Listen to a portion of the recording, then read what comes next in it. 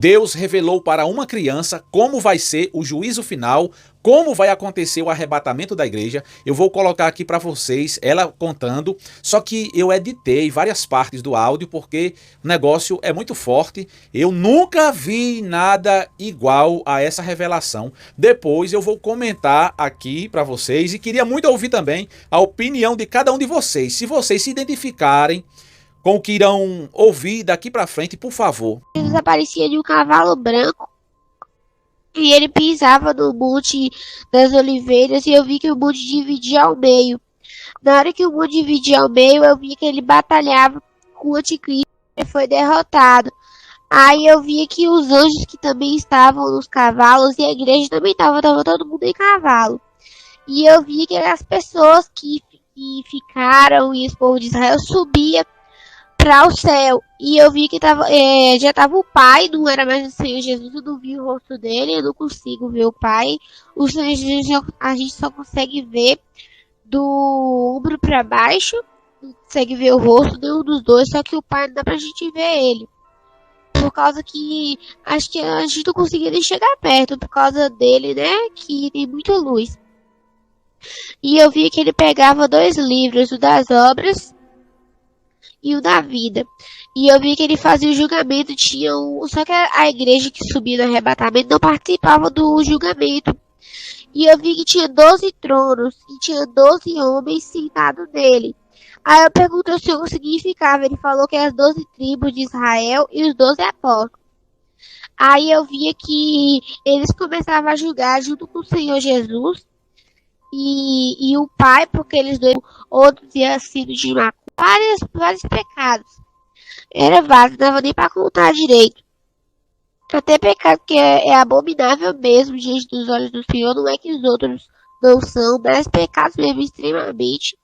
Eu via no telão, mostrava o que cada pessoa fazia, podia matar, não negava o nome do Senhor Jesus, via vestes brancas e o Senhor falava bem assim: vem, entre no gozo do teu Senhor. Mas quando aquelas pessoas que negavam o nome do Senhor, eles desciam para um lago de fogo e que tinha choro e ranger de dentes. O Senhor falava que era o maldito servo. Torturava eles. Era o próprio lago de fogo, que eles ficavam trancados em jaulas. Um local bem feio, pastora. Era como se tinha alguma coisa de erupção vulcânica. E ficava todo queimado, as rochas, o portão de grade, tudo queimado. Até as jaulas mesmo que eles ficavam. E aí eu vi que eles ficavam trancados em jaulas e era como se fogo fosse aquecido 1000 vezes mais, pastora. 1000 vezes. Quando a gente queima o dedo, a gente já sente dor. Imagina de um lugar daquele, eu não conseguia sentir a dor, mas pelo grito que eles davam, eles começavam a gritar, pastora. E passava a eternidade lá mesmo, pastora, eternidade. Tem hora que a gente pronuncia a palavra eternidade, a gente acha que é uma coisa mínima. Mas não é uma coisa mínima, pastora, a eternidade é pra sempre. Eu não sei como essas pessoas conseguem negar o nome do Senhor. Eu não sei como, porque é eternidade, a eternidade é pra sempre. As pessoas deixam de o Senhor Jesus. A gente não paga nada pra entrar na terra. A gente só tem que negar a si mesmo. E as pessoas não querem, mas elas preferem Satanás. E as coisas de Satanás é tudo pago. Tudo pago pra gente ir em uma festa, é tudo pago. Roupas devassas é tudo pago. E as pessoas preferem o caminho errado do que o... Aí eu via, pastora, que essas pessoas de tudo... Aí depois eu vi que ele abriu outro livro. E era o livro das obras. Eu via que tinha várias coroas. Era como se fosse tipo uma prateleira, só que bem grandona mesmo. Que era para as pessoas do mundo inteiro que estavam lá. E eu vi que tinha coroas que tinham muitas pedras, que você não conseguia nem ver a cor. Se você perguntar se é branca, se é amarela, se é vermelha, se é roxa, não dá para saber. E eu via que tinha coroas que tinham poucas pedras também. Mas ninguém queria das outras pessoas. Ele chamava o nome da gente pelo nosso nome. Ele nunca chama a gente de outro nome. Um exemplo, meu nome é cidade, ele me chama de outra coisa, não. Ele chama a gente sempre pelo nome.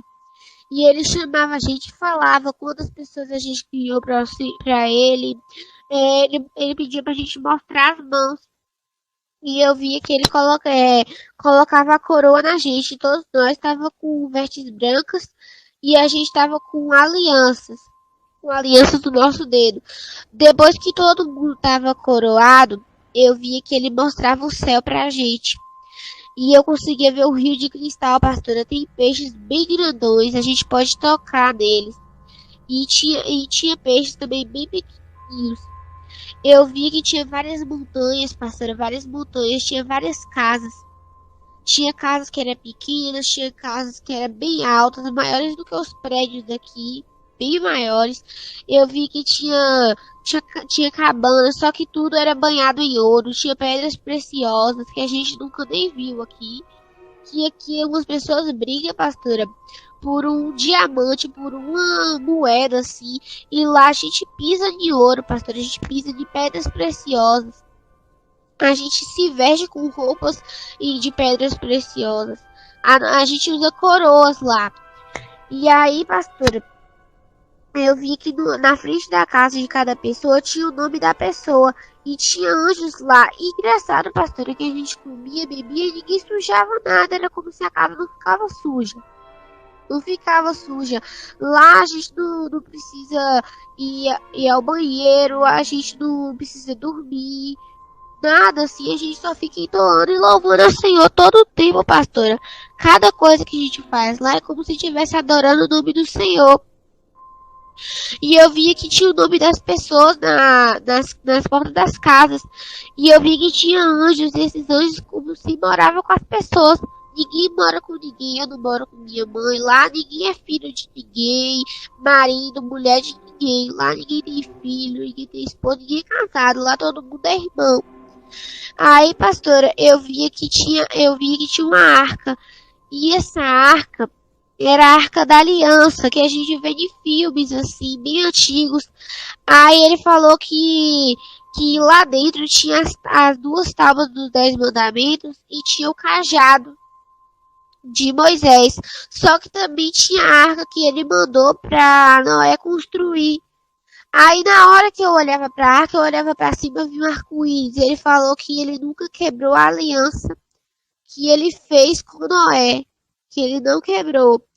Aí depois, pastor, eu olhava pro montanha e eu vi que aparecia 12 homens. E eu perguntava pro Senhor quem era. Ele disse que eram os 12 apóstolos dele. Aí ele falou bem assim, eu tinha propósito na vida do apóstolo João. Porque foi ele que escreveu o Apocalipse. Ele foi o único apóstolo que morreu de morte natural, de velhice. Ele foi o único, porque eu tinha propósito. Porque vocês são uma geração do arrebatamento. Eu falei, ué, mas não aconteceu arrebatamento. Ele falou, não. Você foi arrebatado em espírito, mas o arrebatamento não aconteceu ainda, mas já está muito perto. O Pai já determinou o dia e a hora. Eu já sei, porque eu e o Pai somos um. Quando ele der a ordem, o arcanjo Miguel tocar a trombeta, o arrebatamento vai acontecer. E a grande pedra de fogo que você vai ver daqui a pouco no seu tempo é o grande que você chama de meteoro que vai cair sobre a terra. Aí eu vi que quando eu olhava para a montanha novamente, eu vi que apareceu um leão amarelo, pastor. Ele era imenso mesmo, que eu conseguia ver de perto. Tem hora que a gente vê ele no altar e tudo mais, mas ele é imenso, pastora. Não tem explicação, ele é muito imenso. E ele rugia, pastor, um rugido bem alto, que todo mundo que estava na cidade ouvia. De lá de cima, pastora, de lá de cima era como se a cidade era pequena, mas a gente estando dentro da cidade, ela é muito grande, ela não tem fim. Aí eu perguntei pro Senhor, falei assim, eu nunca tive uma cidade grande dessa. Ele falou bem assim, eu só mostro para vocês em visões de arrebatamento uma parte, você ainda não viu todo, você já tá maravilhada com esse pouquinho que eu te mostrei, isso não é nem um décimo do céu, como é que é. Aí depois ele foi e falou bem assim, vocês não têm noção, ninguém sequer ouviu falar, nem passou na mente de vocês o que eu tenho preparado para vocês aqui. Vocês falam sobre o céu que é maravilhoso, mas vocês não têm ideia do que é. Você não vê nem um décimo do que é aqui. Aí o leão rugia de novo, pastor. Ele rugia 7 vezes. e ele dizia que o filho dele viu o fruto do trabalho e que a gente moraria lá para sempre e eternamente, que a gente só precisava negar a nós mesmos, carregar a cruz e seguir a Jesus. Aí depois, pastor, eu já vi que eu tava como se fosse no universo. E eu vi que era como se tivesse o globo da Terra. E eu vi que vi uma bola bem grande, como se fosse uma pedra, chegando tremendo aqui, porque misericórdia, tomara que a igreja não vinha estar aqui quando, quando essa bola cair, ou então que a gente não perceba. É bem grande, pastor. Ela já tá colada na Terra, tá colada mesmo. Os cientistas eles não falam que ela já tá colada na Terra, mas eles sabem. Eles sabem que tem essa grande pedra e eles sabem que está escrito no Apocalipse. Ela já está bem perto da Terra, pastor. Está bem perto. Aí depois eu ouvi a voz que dizia que era pra gente ficar preparado. Aí falou bem assim, o que você viu, pequena, passa. Aí depois ele falou bem assim, ninguém vai ter desculpa de dizer que não ouviu. Porque a terra inteira já está sabendo da minha volta. Falou bem assim. Se você não acredita, o problema é exatamente seu. Isso aqui é questão de fé, não de lógica. Mas é lógico, é óbvio, está muito claro que Deus se revelou ou se revelara para essa criança, gente. O que ela diz está em conformidade com a palavra de Deus. Apenas Deus mostrou para ela os fatos que irão acontecer. Isso aí se chama, gente, uma visão escatológica. Deus tem se revelado muito para crianças e adolescentes nesses últimos dias, sabe, gente? Olhe, eu prefiro acreditar ao dizer que essa criança está mentindo. Deixa a sua opinião aí. Você acha que realmente Deus se apresentara para essa criança ou ela está inventando? Gente, dá para ver nitidamente que essa pessoa está falando a verdade, que essa criança está falando a verdade e que é desse jeito. Vai ser passado um filme de nossa vida, gente, naquele dia. Ninguém vai ter desculpas diante de Deus e dizer, Senhor, ninguém me disse o que é que eu tinha que fazer para ser salvo, para herdar a vida eterna. Alguém pode dizer, a revelação já está na Bíblia, irmão. Isso aí a Bíblia já diz há muito tempo. Sim, só que muita gente não lê a Bíblia. A Bíblia, para muitos, é um livro retrógrado, sabe? É um livro de ficção. Tem gente que não lê mais a Bíblia. Então o que é que Deus faz? Deus usa os seus mensageiros, os seus pequeninos, entendeu? Para verbalizar as Sagradas Escrituras através de um sonho, através de um arrebatamento, através de uma revelação, de uma visão, como foi o caso dessa criança aí, gente, certo? Só não percebe quem não está bem da cuca, que Deus está se manifestando nos quatro cantos da terra e usando os seus exércitos. A Bíblia diz que Deus, ele é o Senhor dos exércitos, exércitos no plural, porque o exército de Deus não são só os anjos. Não, os anjos fazem parte do exército de Deus, os homens fazem parte do exército de Deus, os próprios demônios fazem parte do exército de Deus, a natureza, os animais, viu?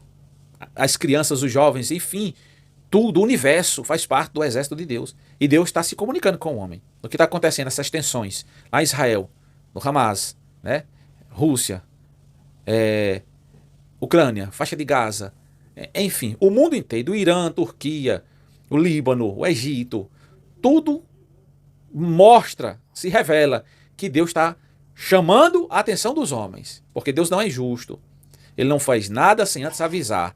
Então eu quero muito saber o seu comentário, a sua opinião. Essa menina, essa pessoa, essa criança está sendo usada por Deus, sim ou não? Comente aí. Eu sou o Sátrio Araújo. Um forte abraço e até a